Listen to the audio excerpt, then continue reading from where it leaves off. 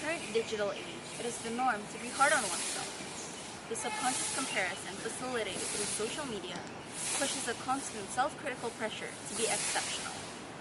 The system we live in demands more achievements, compels us more, yet with no clear internal motivation.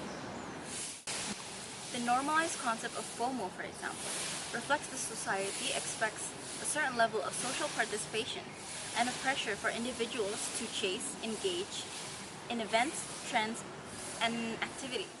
I recently observed that it is praised to be naturally and talentedly gifted, while ironically ashamed to be a tryhard. We are expected to be exceptional, and yet effort is seen as embarrassing. This notion we live in triggers a part of me. I am not smart, nor am I bright, but I am diligent, and somehow that makes me a tryhard, while I simply enjoy the process. I've come to understand this struggle and myself better through someone recently. And with that, let me introduce you to a character. Her name is Nyota. In her world, Nyota is one who remembers everyone's birthday.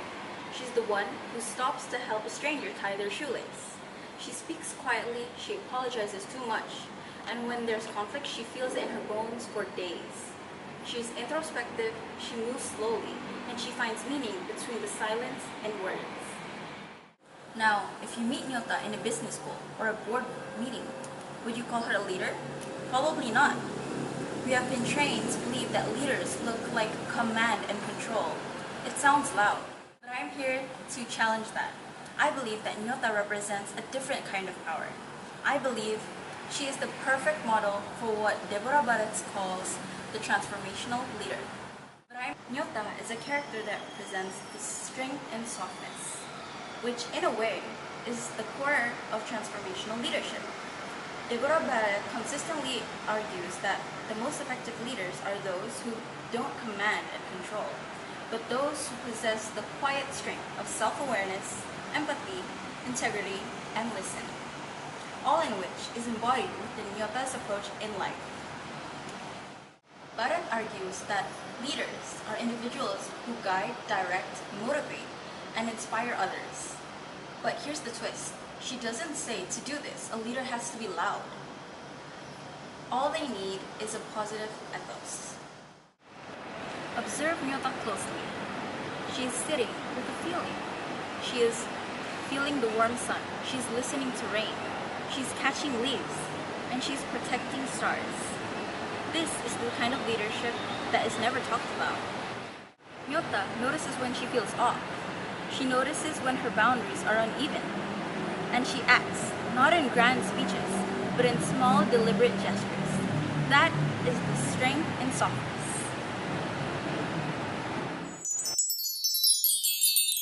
So, how do we apply this to our own leadership? Nyota does this and teaches us in 3 simple principles. First, the power of self-awareness.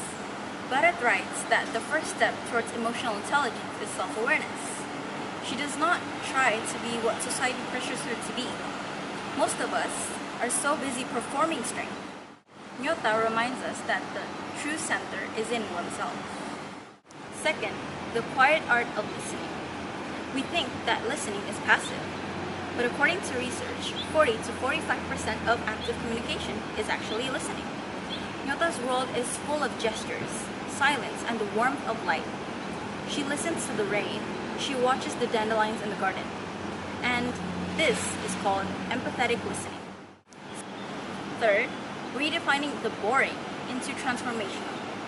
Nyota isn't about excitement. She focuses on the mundane. She isn't about making big moments. And to be frank, life isn't made of big moments either. It is made of routine.